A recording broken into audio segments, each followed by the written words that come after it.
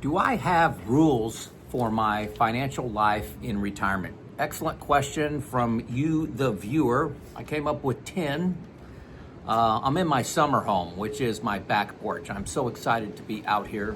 It's like 70 degrees, a little windy. Hopefully you can hear me over the wind, but I like to make videos in various locations, not all in my office like they have been all winter. So I got 10 rules. Let's jump right into them. No particular order. Number 1, no moves, no financial moves, no changing of allocation, of location, new investments, none of them without running it by my retirement group, my 2 buddies where we do intimate sharing of everything, all of our expenses, all of our money, 100%.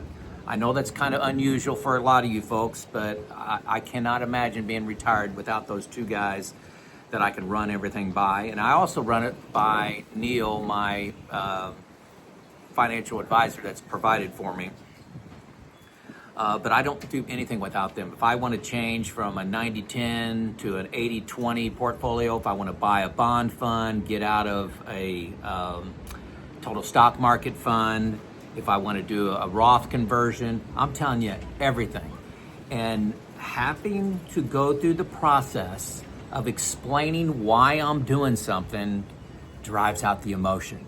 And these guys, we have the relationship where they know their job is to poke holes in what I'm doing, to say, here's what can go wrong, here's what can go wrong, here's what's wrong with that thinking. That's their job, to be contrarians. It's been great. It's been great. So that group, we started before I retired, so let's say 7 years ago. Number 2, I analyze my financial situation once a quarter. So it's coming up here on April 1. I'll go through all my expenses. I'll go through my buckets. I have a spreadsheet where I track buckets, bucket 1 and 2. It's just an analysis of my retirement finances on a spreadsheet. But, that's just engineering me. But then I also go into Bolden, the comprehensive software package, which really is my plan. And I update all my balances in there. And I stress test it. I just made a video on this, stress testing it, getting confidence to spend, seeing where I'm at, making sure my Roth conversion for the year still makes sense. Has inflation gone crazy and my stock balance has gone crazy? Anything going on?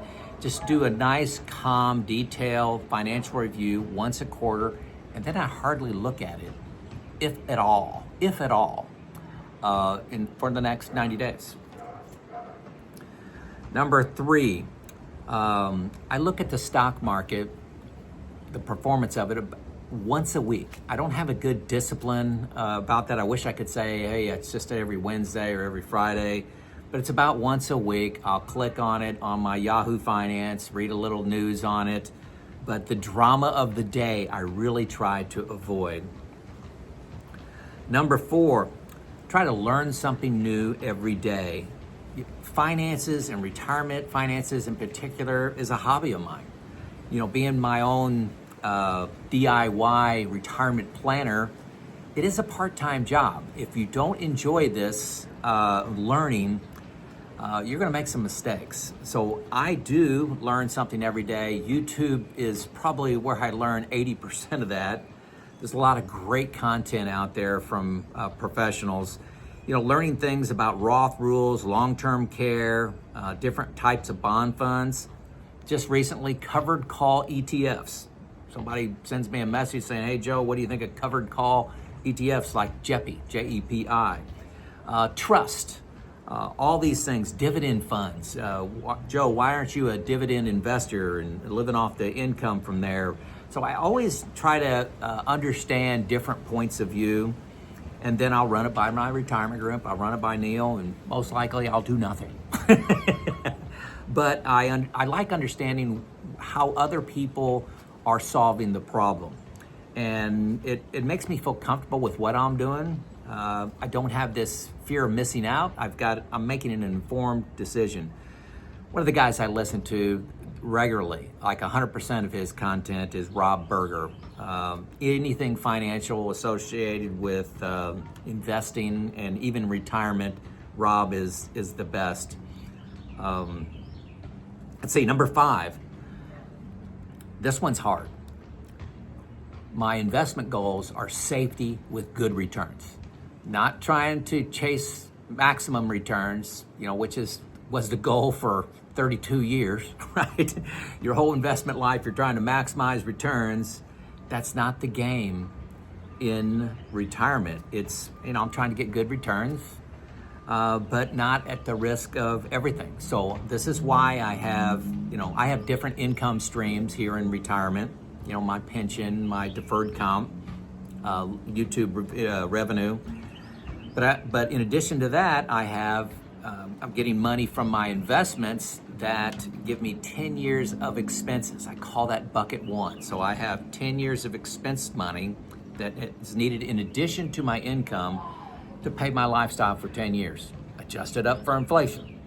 That is not in the stock market. That is not in equities at all. Okay, it's in money market funds, it's in CDs, it's in T-bills, something like that, bond funds. Not in the stock market. And some people say, hey, the best thing to do, Joe, is just put everything in all stocks and it's been proven. Okay, that's good for you. I'm not trying to win the game anymore. I've already won the game. The trick is, how do you protect that lead? And it gives me great peace to just go on and live my life in retirement. When the stock market's down 20%, I just live my life, not panic. Number 6, I'm spending more on experiences. And this is taken me a while. But last year I spent a lot of money on travel. We upgraded a lot on our Alaska adventure. We were gone almost 3 weeks, and upgraded cabins, upgraded dining experiences. We also have been going on some vacations with our kids. So we can't get everybody together. So one at a time, we said, hey, we'll give you an all expense paid vacation as long as you take us with you. So we just finished one of those where we went down to Port Canaveral and saw a space launch, went to Cape Kennedy Space Center, went to see Silver Springs, spent some time on the beach. It was great. So trying to spend more on experiences. Number 7, I never watch the 24/7 news. Folks, I don't even have cable. We stream everything, so I can't watch CNN, Fox, MSNBC. I don't have access to that.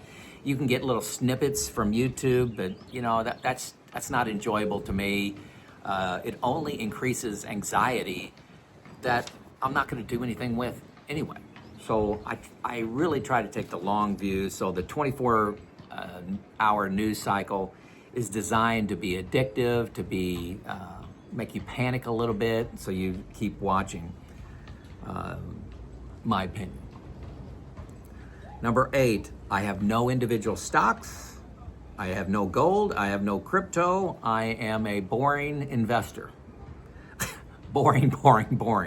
Nothing exciting about what I'm doing. I like the proven path, not the fastest path to wealth and to greatest possible returns. I don't have FOMO, fear of missing out, for somebody that's, hey, I've made 1,000% in crypto, or I've made 200% in Nvidia stock. Okay, I'm not playing that game. That's not the game I'm playing. I'm playing the game of, I need money to last the rest of my life. I want to get good returns on that, but safety is important. So I don't have any of these individuals. I made a video earlier on gold, and some people argued with me and said gold's a great investment. Okay, that can be good for you. I'm not saying it's wrong. I'm just saying I'm not doing that. Let's see, number 9. This is number 9 rule for my financial life and retirement. My wife and I continue to give, although I don't have much of an income, and it's kind of difficult, to tithe when your income is up and down based on your investments. But my wife and I try to give 10% of our expenses in a year for retirement. So our expenses is just flipped it. Instead of on our income, we give it on our expenses. So for example, easy math here, if we spend, if our budget is $100,000 in a year, we try to give away 10. Okay, hopefully that makes sense. But we love giving, trying to make the world a little bit better place. We got our own favorite things we give to, and majority of that goes to the church that we go to. Number 10, we give aggressively to 529s for our grandchild, and our intent is to do that for our grandchildren, plural. We have one. You've heard me talk about Everly before. So those are my 10 rules for my financial life. Hopefully you learned something here. Not too dramatic, I guess. I'm kind of simple when it comes to retirement. It's Joe out.